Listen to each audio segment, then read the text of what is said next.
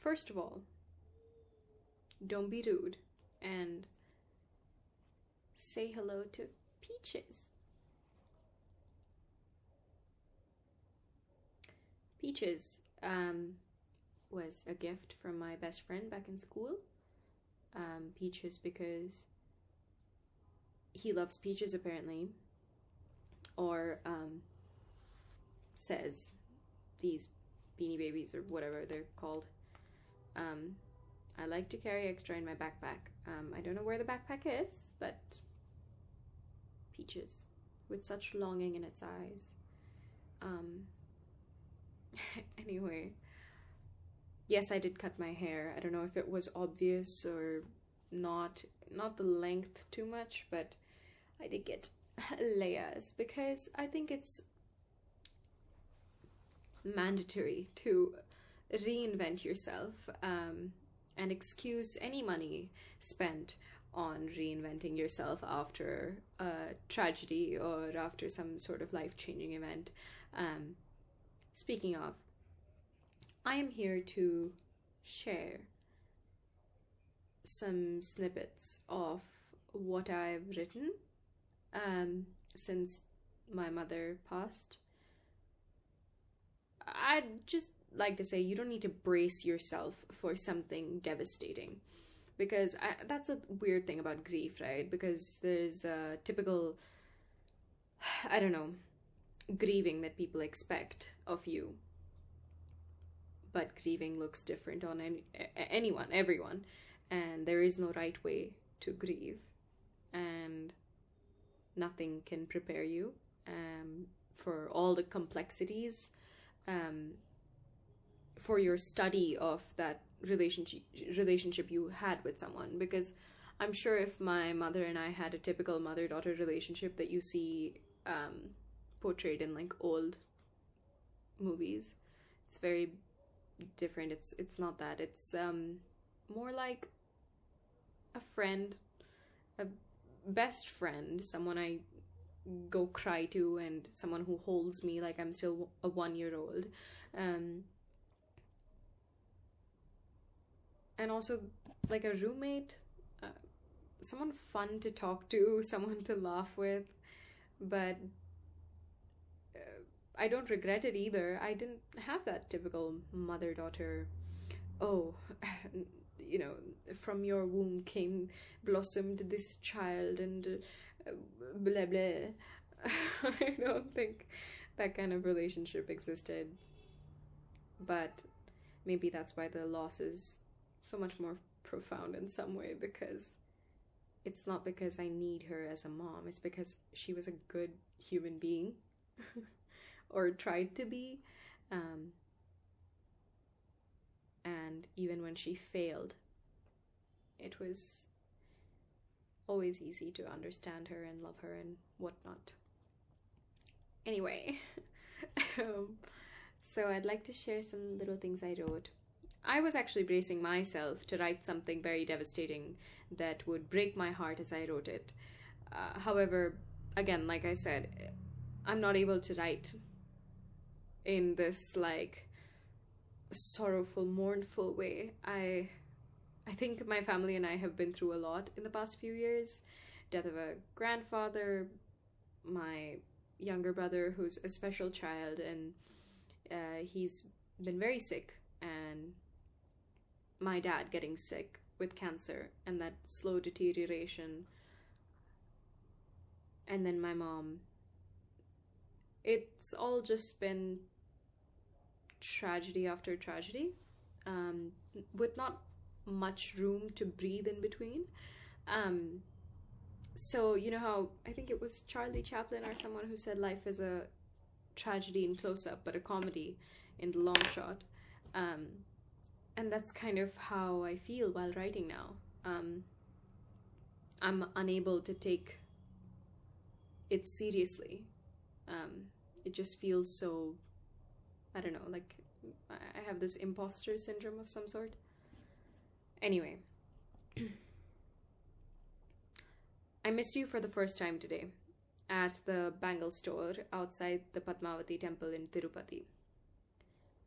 Throughout the day, I wandered about like I have for all 2 weeks of your absence. I noticed it, and though I didn't like it, I wasn't devastated. I barely believed the body I sent was yours to begin with. I had my eye on the door, hoping for every clink of the keys to be a sign of your return.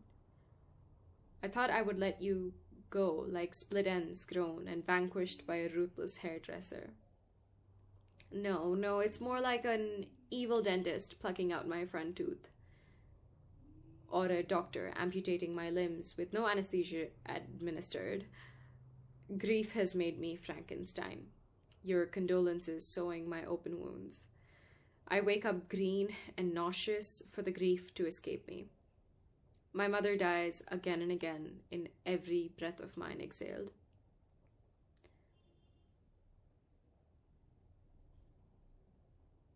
Yeah. And then there was something here.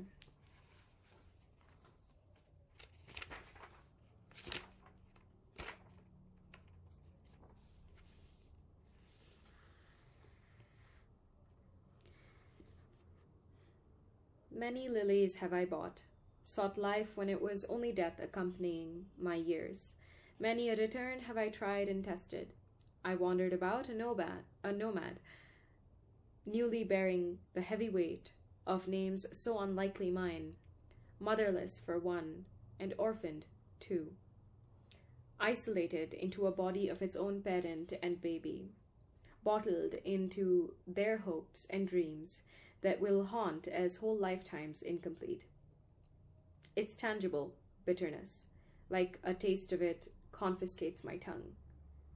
It's everyone's empty hands and frowning stance. It's everyone's hefty checks when hugs and kisses fail them. And Amma, it's like we were never a happy family. We have become a sin to mend, a curse to lift, and goodbyes to send. We were once a father, wife, and their only daughter. Now I am Upasana. Now I am all of us. This last one, I have it on my laptop, so I'm gonna be reading off of that. I posted it on my Substack, which I guess people read my Substack. I was very shocked, but it's called Grief in the Absence of Hell, Heaven, and Purgatory. So I feel like when someone passes away, of course, they're somewhere, they're up there now and they're at peace now, so you can calm down. But for someone who doesn't believe in any of that, and for someone who thinks of religion as a business, it's strange because it's like, zap, this person is gone, just gone. And I thought I'd write about that frustration. Grief in the absence of hell, heaven, and purgatory. It is static, stasis, surrender. It's a fistful of ash, tear-soaked cash, funerals flowered like a birthday bash. It's grey, the ash, the smoke, the winter, the television gurgling grey into my ears like needles straight through the sides of my brain. Privy to this better place TM are clerks of a tired propaganda in godlike costumes. Privy to this holy mansion on the shoulders of a poor cloud are ones who rest easy, having only cried tears in courtesy. Karma. Karma, you mean the lives she lived as a black cat, a cheese-thieving rat, or the blood she sucked as a mosquito of the Middle Ages? Young woman, too passionate for her own good. Her passion will outrun your patience. Your penance will leave no profit to practice the perfect. Young lady, are you even listening? Officer, she's everything I hate. She's my shattered dreams, my own fears manifested, and my insecurities expressed. And who are you speaking to? I've become my mother, and it was out of my control. I sleep in my blanket, wondering if it was her or myself I sent, cold as death on a stretcher. I check my own pulse, wondering if I'm the married woman mother of one, writer, tired, brightly lit in a framed picture. Grief in the absence of hell, heaven, and purgatory. It is just me here. No one is haunting me, and perhaps I'm jealous of you glorious ones. You halo-wearing batshit crazy ones. You who seem to find magic in coincidences. You who dread another's opinion. You who shudder at the touch of darker skin. How dare the cruel folks find their dead mothers in high spirits as Delhi smog? How dare those mothers come back as ghosts in the flickering of a tube light? How dare you sell me an expensive aura in vanilla-scented candles and call it my own flesh and blood? You even call my coughing fit a possession. What can I tell you about grief? It doesn't make sense to me either, but the truth cannot be more. The woman you once knew, cherished, loved, protected, bellowed with laughter, speaking to, cried your loudest with, is not resting in peace. She's not alive, incomplete, and walking around invisibly. She's not the curtain dancing in the wind, nor is she your weak bedside lamp. She is not the black crow that stared into my secrets, not the butterfly that fell into my lap, not the star that twinkled a little brighter last night. She is nothing but burned into another element and dissolved into the Kaveri. And I couldn't row a boat down that river fast enough. I wouldn't be able to swim deep enough. I can barely hold my breath long enough to see her become the water. The water that I don't know what parched dog drinks, or what citizen is fighting to clean, or trees depend on to swell into bigger leaves. She is nothing of fallacy, nothing fancy, nothing to be fixed by a keen pundit. I don't even know if she's the lump in my throat or the ducks compiled at the bed of my eyes. What hurts most is my rejection of the body I had to send. Having her face but none of her smile? Hence, she is, if we were generous enough to believe, what she left behind. This younger writer. And though I'm writing in a foreign language, the pen is what my mother gifted. In the cusp of your hands, unwilling to die a tragedy, living to die of insurmountable joy and gasping for more of this wretched life, living for the sake of a fickle moon, maybe a handsome man to bag, many scoffs of an ignorant politician to tackle, a lily to water in its dusty vase, a sister to coddle. Living for the sake of my potential, as exhausted as I am to be anything but her daughter tonight.